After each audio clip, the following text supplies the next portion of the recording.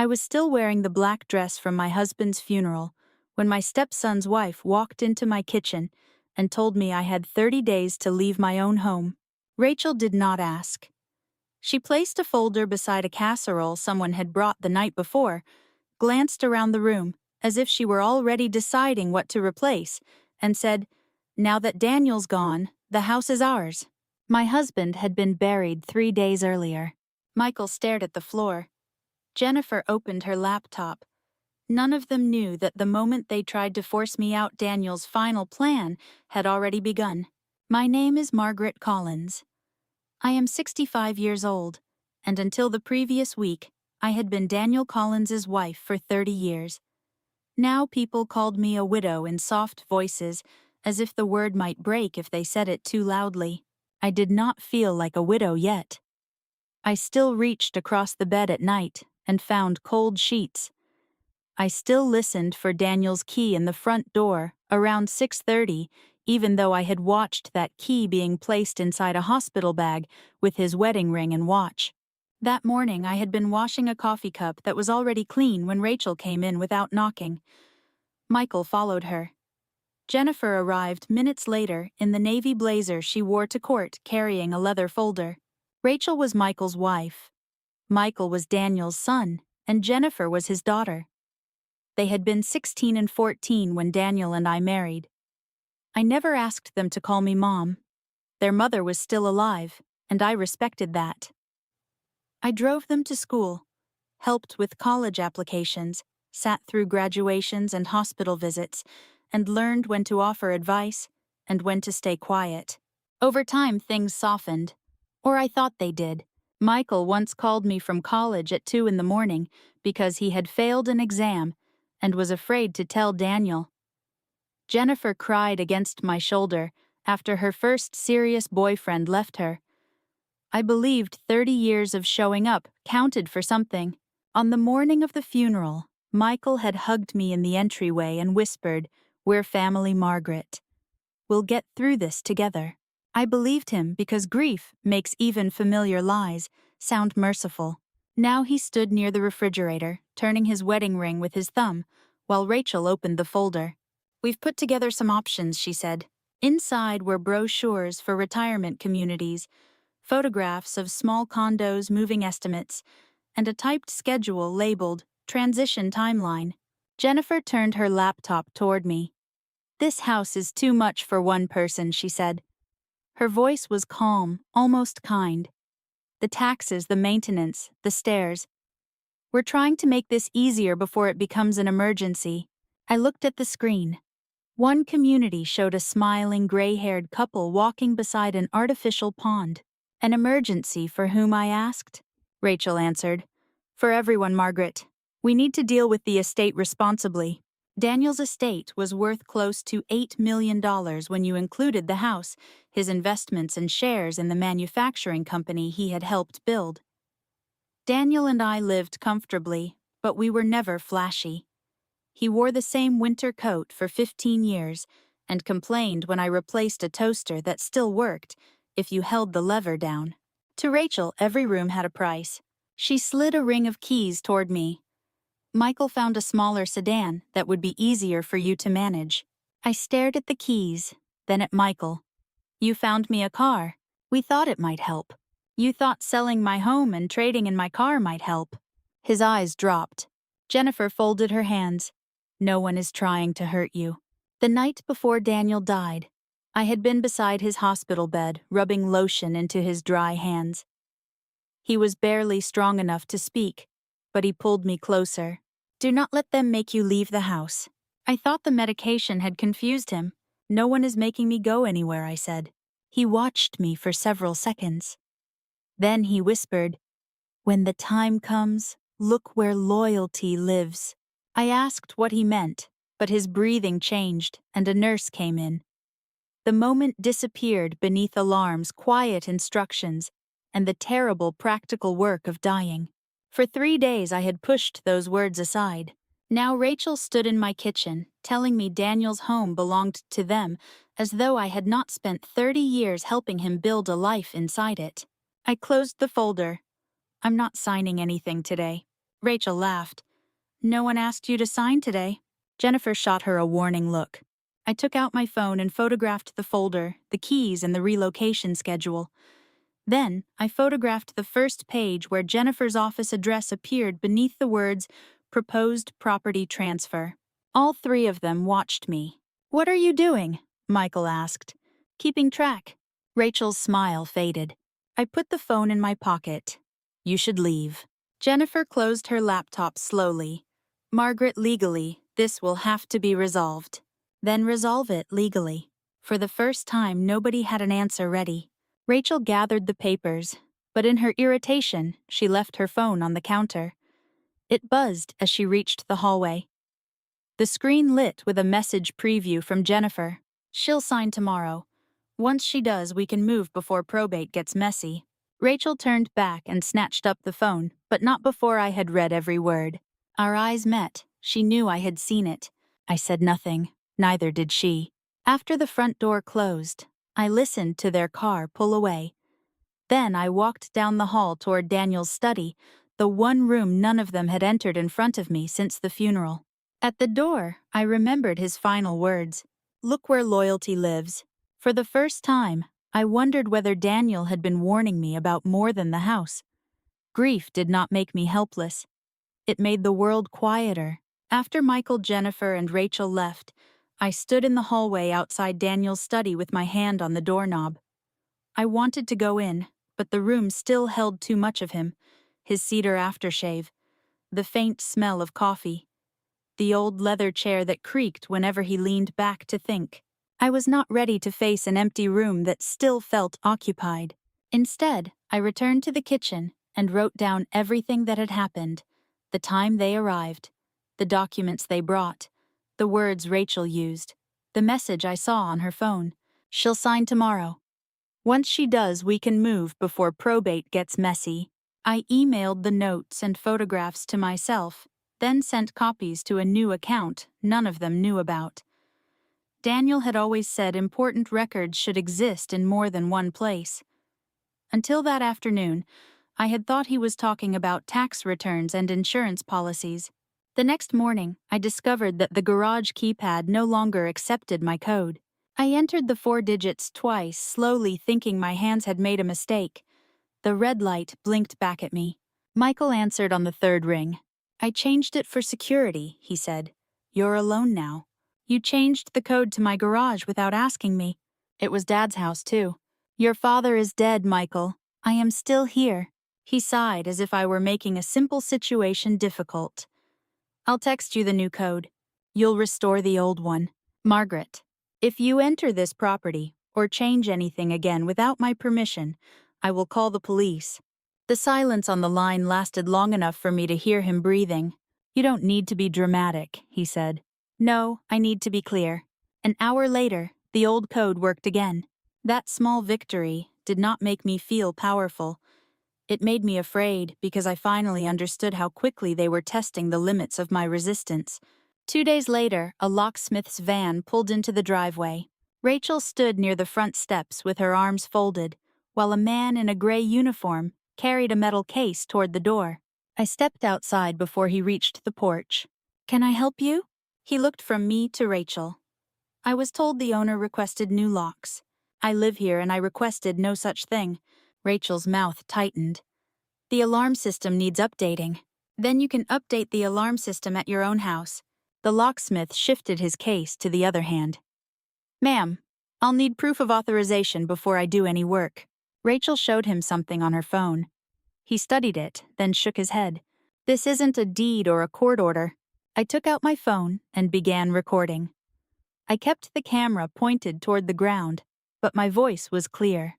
"Rachel, are you attempting to change the locks while I am still living here?" Her expression changed when she noticed the phone. "I'm trying to help." "Then say yes or no." She turned away and told the locksmith his services were no longer needed. That evening, I saved the recording with the date and sent it to the same private account. Jennifer was more careful. She preferred paperwork to confrontation. The following afternoon, I found her in the living room with a real estate agent named Kelly. Kelly held a tablet and a laser measuring device. She looked embarrassed when she saw me. Jennifer told me the family was preparing the property for a possible listing, she said. The family has not decided to sell. Jennifer closed the lid of her laptop. We're only gathering information. Did you tell her I had authorized photographs? Neither woman answered. I turned to Kelly. I have not consented to a listing and appraisal photographs or access to my personal belongings. Kelly put the measuring device into her bag. I understand. I'm sorry, Mrs. Collins. Before she left, I asked for her business card. Jennifer waited until the front door closed. You're making this harder than it needs to be. For whom? For all of us. I looked at the paint samples she had placed on the mantel. Pale gray, soft beige. One labeled, agreeable gray. You brought paint colors into my home 3 days after telling me no one was asking me to sell. It was only an idea. I photographed them before handing them back. Jennifer watched me more closely after that. The following week, a bank envelope arrived addressed to Daniel. Second notice was stamped across the front in red. I had barely pulled it from the mailbox when Jennifer's car stopped at the curb. She got out quickly. That's probably automated, she said. Dad's old accounts still generate notices. She reached for the envelope. I stepped back. Her hand remained between us for a second before she lowered it. I can handle the estate correspondence, she said. Samuel is handling the estate. The muscles around her mouth tightened. Samuel handled the will. That doesn't mean he controls every account. I photographed the unopened envelope and put it inside my purse. That night, I opened it at the kitchen table. It concerned a home equity line secured by the house. The bank needed additional verification before releasing funds, and the account showed recent activity I did not recognize. The next morning, a bank representative called and asked for Daniel's voice authorization. My husband passed away last week, I said. There was a pause. I'm sorry, Mrs. Collins. Then no further funds can be released. We'll need to speak with the estate's legal representative and anyone currently listed under power of attorney. Can you tell me who submitted the request? I can't discuss account details until your identity and legal status are verified, but I can place a temporary fraud alert. Yes, I said. Do that now. As I wrote down his name and reference number, Rachel entered through the side door using Michael's old key. She stopped when she heard the word fraud. I ended the call and looked at her. You need to give me that key. Michael asked me to check on you. Then he can call. She hesitated, then placed the key on the table. After she left, I changed the side door lock myself. That evening, I finally entered Daniel's study. His desk was arranged exactly as he had left it, except for the second drawer from the bottom. The brass key from his ring no longer fit. Fresh scratches marked the wood around the lock. I called Helen my neighbor and closest friend. She came over within minutes. When I showed her the drawer, her face went still. The day of the funeral, she said I saw Jennifer coming out of this room. She was wearing gloves. I stared at her. She looked around before she closed the door. Helen continued. I told myself she was collecting papers. I didn't want to add to your grief. I knelt beside the drawer and photographed the damaged lock. Someone had already forced it open, and whatever Jennifer had been searching for, I suspected she had not found it.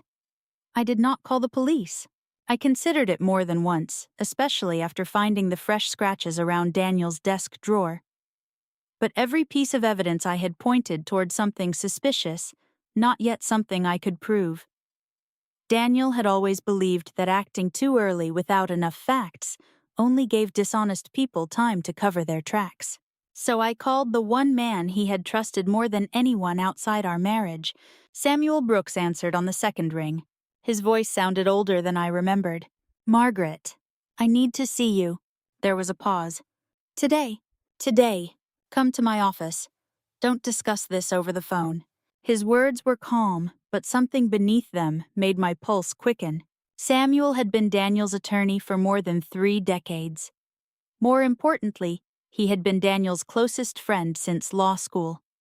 They had raised families together, played golf badly together, and argued about baseball every summer. If Daniel had trusted anyone to protect me, When he no longer could, it would have been Samuel. When I arrived, Samuel met me in the lobby instead of asking his receptionist to bring me back. He embraced me without saying a word. "I'm sorry," he said quietly. "So am I." His office looked exactly as it had 10 years earlier. Shelves filled with leather-bound legal books, framed photographs of grandchildren. The old brass clock Daniel had once joked probably billed clients by the minute. Samuel waited until we were both seated. "What happened?" I handed him my notebook. Every photograph, every recording, every note. Rachel trying to replace the locks. The real estate agent. The bank letter. The damaged drawer. Jennifer entering Daniel's study on the day of the funeral. Samuel read everything without interrupting. When he finished, he removed his glasses and rubbed his eyes. "They've moved faster than I expected." The sentence caught my attention immediately. "You expected this?" He looked at me for several long seconds before answering. I hoped I was wrong. "What aren't you telling me?" Instead of answering, he asked a question. "Margaret, before Daniel died, did he leave you anything personal? Not jewelry, not legal documents. Something meant only for you." I thought carefully. He gave me his wedding ring at the hospital. Samuel shook his head gently. "Anything else?" I searched my memory. Then I remembered.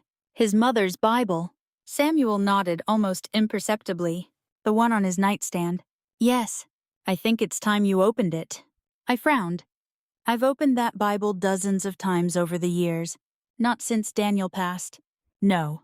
He asked me not to mention it unless you came to me on your own, because something felt wrong." My heartbeat quickened. "You knew there was something hidden." I knew Daniel had prepared something. "What?" "I honestly don't know." "You never asked." Samuel smiled sadly. "Your husband trusted people carefully. When he wanted someone to know only part of a plan, he gave them only that part." He leaned forward. "Margaret, Daniel made me promise something."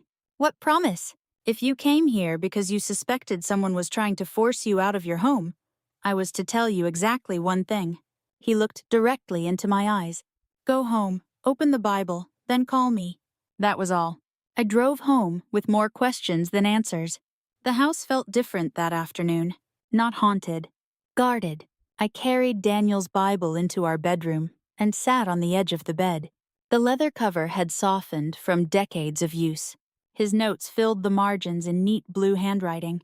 Passages about forgiveness, steadfastness, faith, family.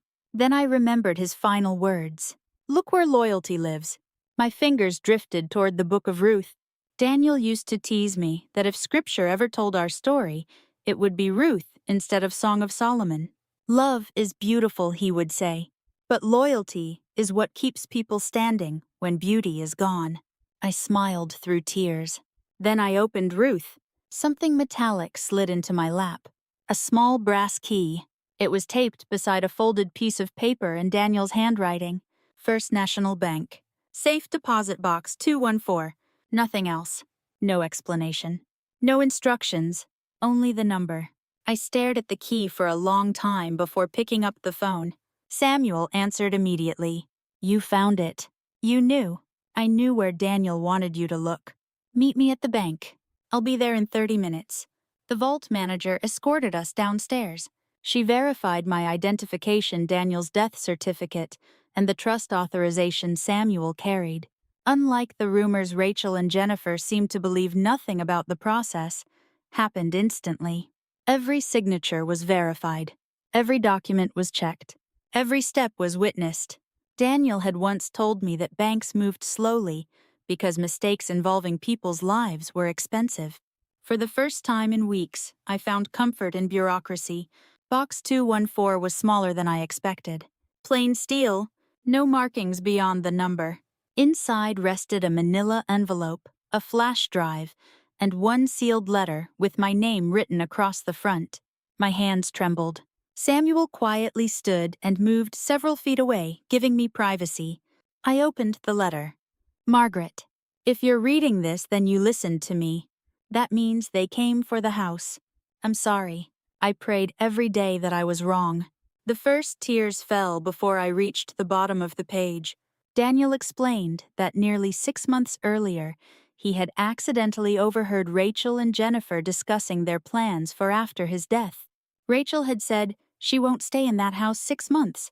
We'll make sure of it." Jennifer had answered, "As long as everything is documented correctly, she'll never know what she's signing." Daniel wrote that hearing those words broke something inside him. Not because they wanted the house, because they had already begun planning while he was still alive upstairs. I lowered the letter. "I can't believe this." Samuel spoke softly. "He came to me 2 days after that conversation. So you knew." "I knew enough to protect him. And me, I protected you in the only way Daniel would allow." He reached into his briefcase and placed a sealed envelope on the table. "I wanted to tell you everything months ago." "Why didn't you?" "Because Daniel wouldn't let me." Samuel handed me a copy of a letter Daniel had written to him. It was short. "Sam, Margaret will try to fix them if she knows too soon.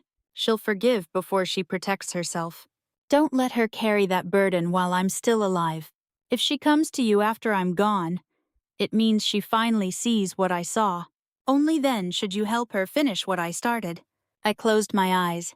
That sounded exactly like my husband, always protecting everyone, even from themselves. Samuel pointed toward the flash drive. "There's one more thing."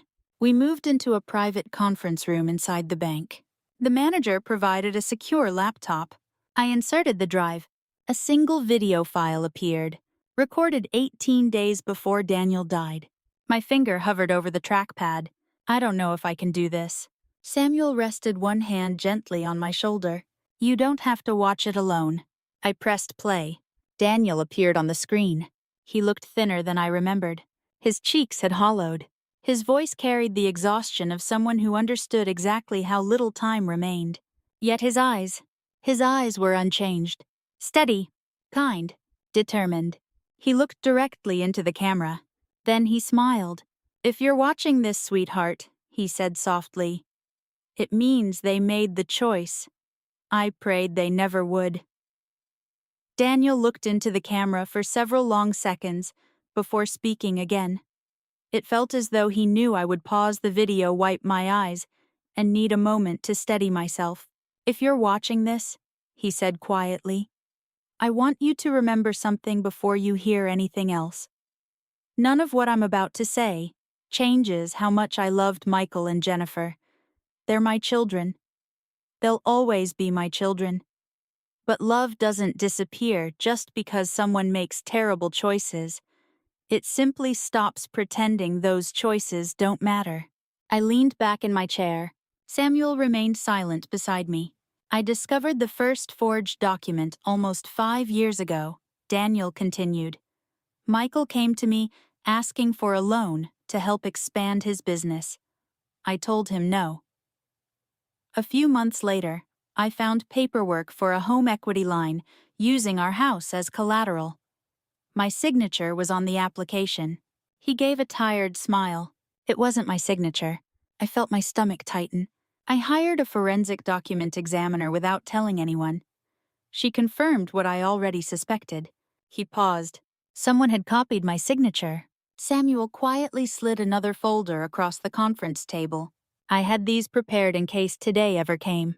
Inside were professional reports comparing genuine signatures with forged ones. The differences were obvious once someone pointed them out. "I wanted to call the police," Daniel said on the video. Instead, I called Samuel. Samuel nodded. "He asked me to investigate before making any decisions." Daniel continued. "We found evidence that the application had never been completed because the bank questioned inconsistencies before releasing any funds. But that wasn't the end of it." The screen changed to scanned financial records. There were smaller transfers over several years, some legitimate, some difficult to explain. We couldn't prove criminal intent yet. We could only prove that people I trusted were making financial decisions they had no right to make. I looked toward Samuel. "You never reported them." "We consulted investigators," he answered. "The evidence wasn't complete enough to support criminal charges at that point." Daniel refused to accuse his own children without proof beyond a reasonable doubt. He folded his hands. He also revoked every power of attorney. They had changed passwords, moved investment accounts, and froze access wherever he legally could. So he did fight back. Quietly. Daniel almost seemed to answer me from the screen. I couldn't undo everything that had already happened. Some transactions were legitimate. Some money was already gone. But I could stop them from taking the one thing you and I built together. He paused to catch his breath. Our home. Another document appeared on the screen. Samuel reached for the remote and paused the video. This, he said, is where everything changed. He opened the folder he had brought from his office. This is Daniel's final estate plan. I noticed immediately that it looked different from the simple will Jennifer had confidently discussed after the funeral. This is not merely a revised will, Samuel explained. 7 months before his death, Daniel transferred the house into the Collins family trust. I looked up. So the house is owned by the trust, not by Daniel's probate estate. For the first time since Daniel died, I felt myself breathe fully. Samuel continued. Daniel named you the lifetime beneficiary and sole acting trustee after his death. That means you alone have the legal authority to live in the home, manage it, maintain it, rent it if you choose, or sell it, if one day you decide that's truly what you want. I stared at him. They couldn't have sold it. No, they couldn't even list it. Not without your authorization. Then what have they been doing? They were trying to persuade you to sign away your authority before you understood what the trust actually gave you.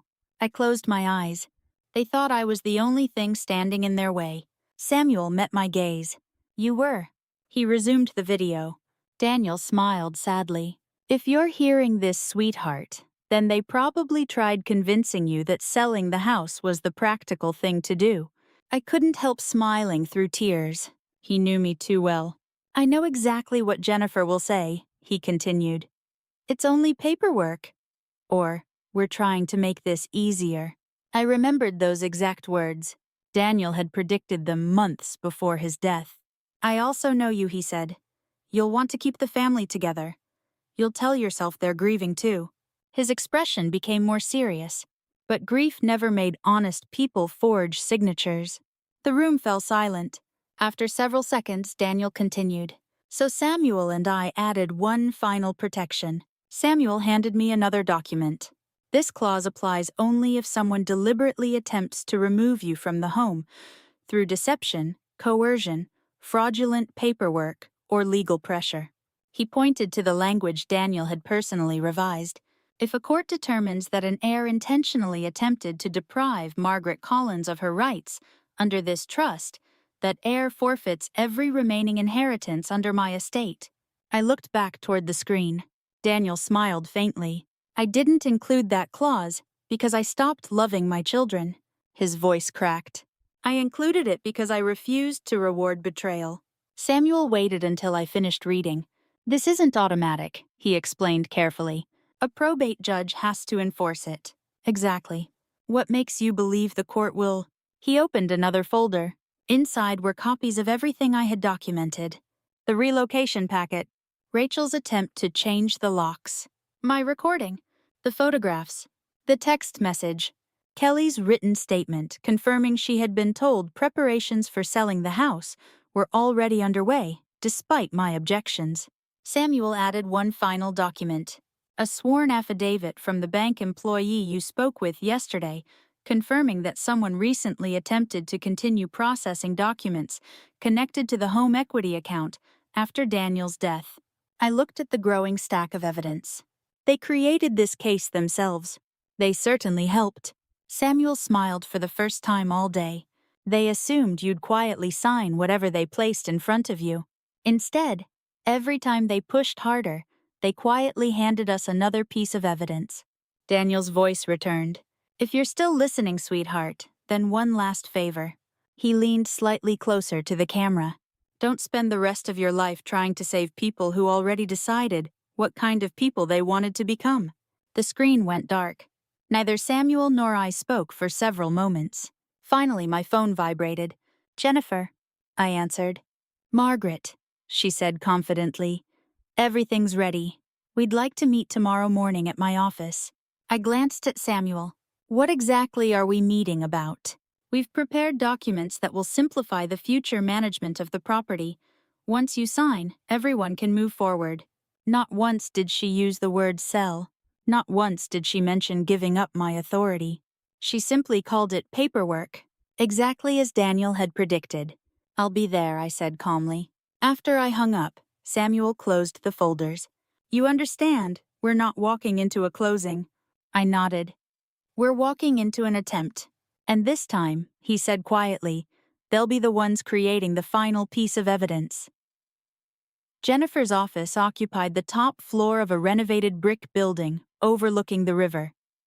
The receptionist greeted me with a practiced smile and escorted me into a conference room where Michael, Rachel, and Jennifer were already waiting. There was no buyer, no real estate agent, just the three of them, a notary public seated quietly near the end of the table, and several neatly organized folders. Exactly as Samuel had predicted. Jennifer stood as I entered.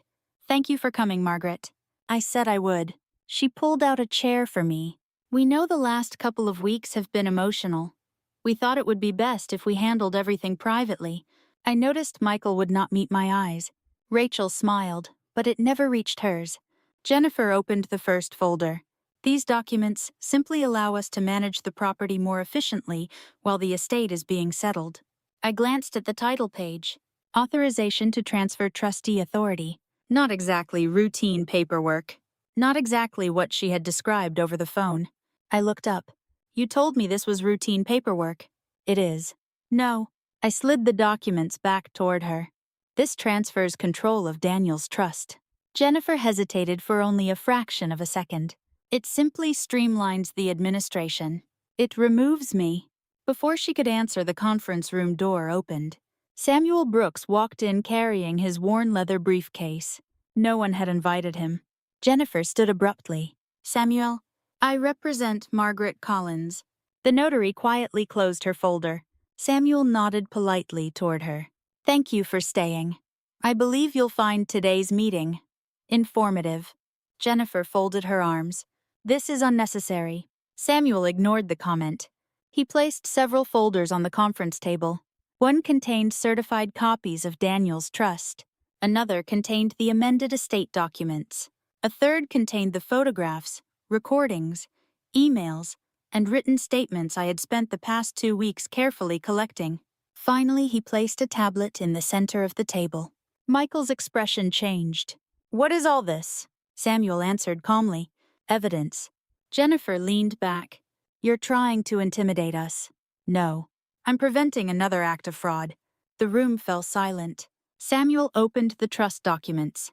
7 months before his death, Daniel Collins transferred the residence into the Collins Family Trust. Upon his passing, Margaret Collins became the sole acting trustee with exclusive authority over the property. He looked around the room. That means neither Michael Collins nor Jennifer Collins has the legal authority to sell it, manage it, refinance it, transfer it, or attempt to remove the acting trustee. The notary slowly removed her reading glasses. Jennifer finally spoke. We know about the trust. Samuel met her eyes. Then you also knew these documents would transfer Margaret's authority to someone else. They would simplify administration. They would strip her of the authority Daniel intentionally gave her. Jennifer said nothing. Samuel slid another document across the table. Kelly's sworn statement. The real estate agent described being told preparations for selling the property had already begun, despite never receiving authorization from me. Rachel stared at the table. Next came the recording from my phone. Rachel's voice. I'm trying to help. Then my own. Are you attempting to change the locks while I am still living here? Silence. Then the text message. She'll sign tomorrow. Once she does, we can move before probate gets messy. Rachel slowly closed her eyes. Samuel spoke quietly. Would anyone here like to explain that message? No one answered. Samuel picked up the tablet. There is one last piece of evidence. He pressed play. Daniel appeared on the screen. The room seemed to stop breathing. Michael lowered his head immediately. Jennifer stared without blinking. Rachel instinctively reached for Michael's hand. Daniel looked directly into the camera. "If you're watching this together," he said, "then I imagine Margaret finally knows the truth." He paused. "Michael, Jennifer, if you're in that room, I loved you from the day each of you was born." Michael began crying before Daniel finished the sentence. "But loving you doesn't require me to pretend you haven't crossed lines no father should ever have to defend." Daniel described discovering the forged signature, the attempted home equity loan, the quiet investigation, the financial records, his decision to transfer the house into the trust. Every word matched the documents spread across the conference table. When the video reached the forfeiture clause, Jennifer covered her mouth. Daniel looked directly into the camera one final time. "If you've tried to force Margaret from her home, then you've already made your choice." The screen went black. Nobody spoke. It was Michael who finally broke the silence. "I never thought Dad would prepare for something like this." I looked at him quietly. "No," I said. "You never thought he'd have a reason to." He lowered his eyes. Rachel stood slowly. "We honestly believed we were protecting our family." "Our family?" I asked. "You tried to change the locks while I was still living in my own home." She opened her mouth to answer. Nothing came out. Jennifer took a slow breath. "This forfeiture clause can still be challenged." Samuel nodded. "Of course it can." She looked almost relieved. "Every estate plan can be challenged." He folded his hands calmly. "But after reviewing everything collected over the past 2 weeks, I believe the probate court will have very little difficulty deciding whether you knowingly attempted to deprive Margaret Collins of her legal rights." He slid one final envelope across the table. "A petition to enforce Daniel's forfeiture provision was filed with the court this morning." Jennifer read the first page. The confidence disappeared from her face. Samuel continued. "The bank has also opened a formal fraud investigation regarding the forged documents. I won't speculate about where that investigation may lead." He didn't need to. Everyone at the table understood. The notary quietly gathered her materials. "I don't believe my services are needed today." Samuel smiled politely. "No, they aren't." She left without another word. Michael remained seated. "I'm sorry." For the first time that morning, I believed he meant it. But regret was not the same thing as accountability. "You knew enough," I said quietly. "You didn't need to know every detail. You only needed to know it was wrong." He lowered his head. No one argued. I stood. No one tried to stop me. As I reached the conference room door, I paused. I looked back one last time. Not with anger, not with triumph, only with the peace that comes when the truth no longer needs defending. Then I walked away. 6 months later, the probate court upheld Daniel's trust and enforced the forfeiture provision. Michael and Jennifer lost the inheritance Daniel had left them. As Daniel intended, the forfeited assets were preserved for the Children's Literacy Trust that would receive them after my lifetime. The bank's investigation continued separately, and I left those matters where they belonged in the hands of the people responsible for deciding them. I stayed in the house, not because I was afraid to leave, because I finally understood what Daniel had been protecting. It was never just the building. It was my right to decide when it would no longer be my home. A year later, I turned our formal dining room into a neighborhood reading library for children. Every Saturday morning, little shoes lined the front porch, where expensive china cabinets once stood. Their laughter filled rooms that had carried too much silence. Sometimes, I still sat in Daniel's study with a cup of coffee reading the notes he had written in the margins of his Bible. Love is a gift. Loyalty is a choice. He had been right. Some people inherit money. I inherited something far more valuable: the courage to stop confusing love with surrender. If this story meant something to you, I'd truly love to hear your thoughts. Have you ever had to choose between keeping the peace and standing up for yourself? Share your story in the comments. And if you enjoy heartfelt stories about family resilience and second chances, I hope you'll subscribe and join me again.